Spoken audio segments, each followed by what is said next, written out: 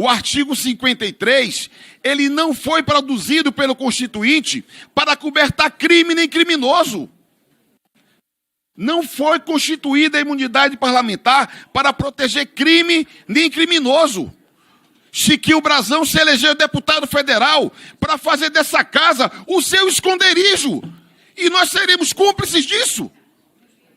Repito, Chiquinho Brazão tenta fazer da Câmara dos Deputados o seu esconderijo.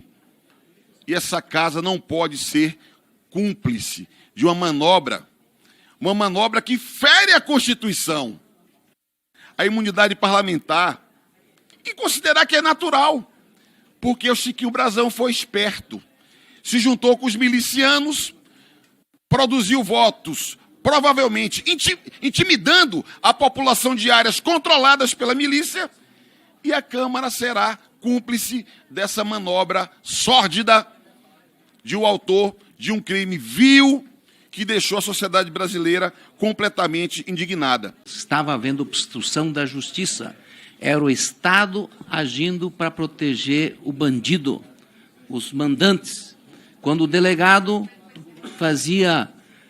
ia lá chorar junto com os parentes da vítima e era o cara que tinha obrigação de investigar.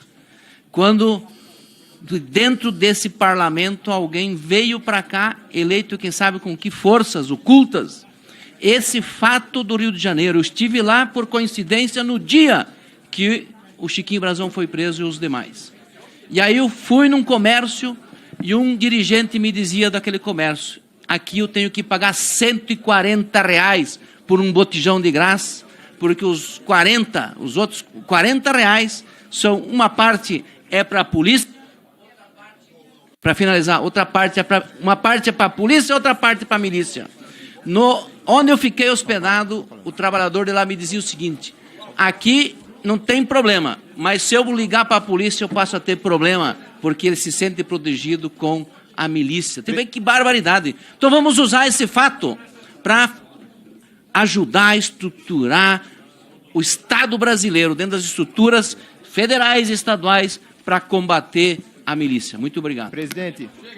De um caso brutal e desolador, que é o assassinato, a execução de Marielle Franco. Nenhum malabarismo retórico será capaz de encobertar aquilo que o Judiciário brasileiro, a Polícia Federal, a PGR, a primeira turma do Supremo Tribunal Federal vem colocando e precisa ser decidido nesta casa. Não adianta tentar trazer outros casos aqui para colocar em comparação. Citaram aqui, por exemplo, a deputada Flor de Lis. Eu não me lembro nos autos do processo da deputada Flor de Lis, ela está envolvida em obstrução à justiça. Nós estamos falando de um deputado poderoso, com fortes influências na política, no judiciário, envolvido com as milícias do Rio de Janeiro e que está diretamente envolvido num crime que está sem resposta há 6 anos. Não é possível que o parlamento brasileiro se comporte a encobertar. Não é possível que tragam para si esse constrangimento e passem à sociedade brasileira uma resposta de que o crime compensa, de que um parlamentar pode sair pela tangente,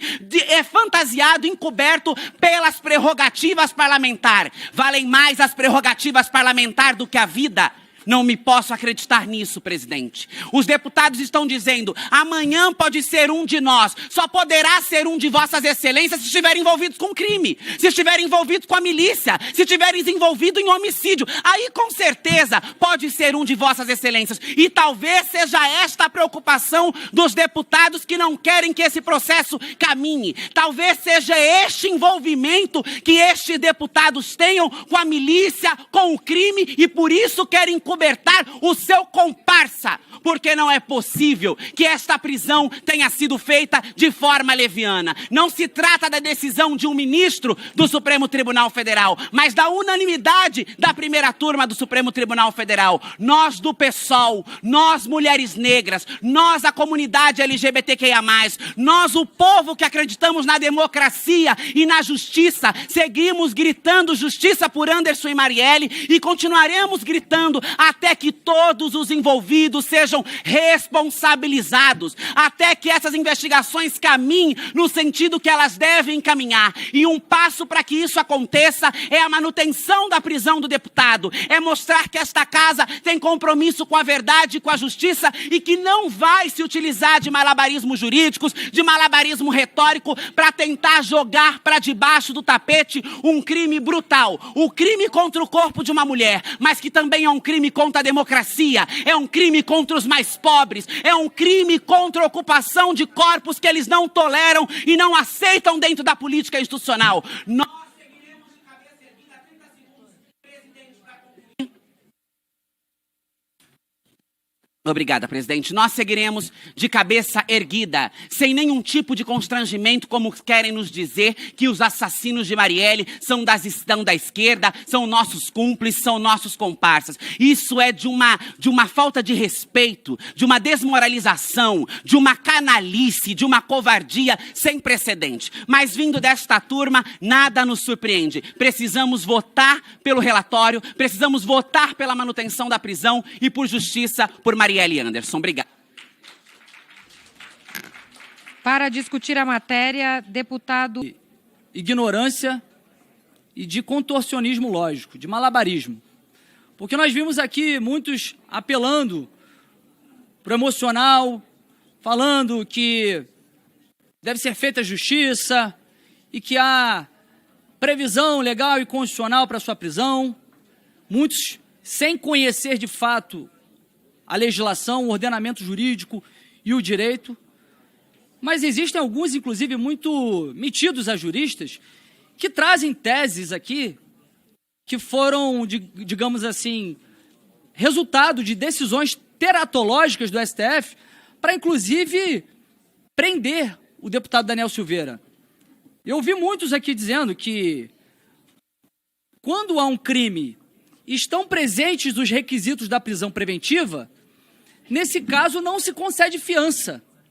E se não se concede fiança, então o crime é inafiançável. Isso é uma imbecilidade tamanha que qualquer jurista sério sabe que isso foi um contorcionismo bizarro para condenar Daniel Silveira.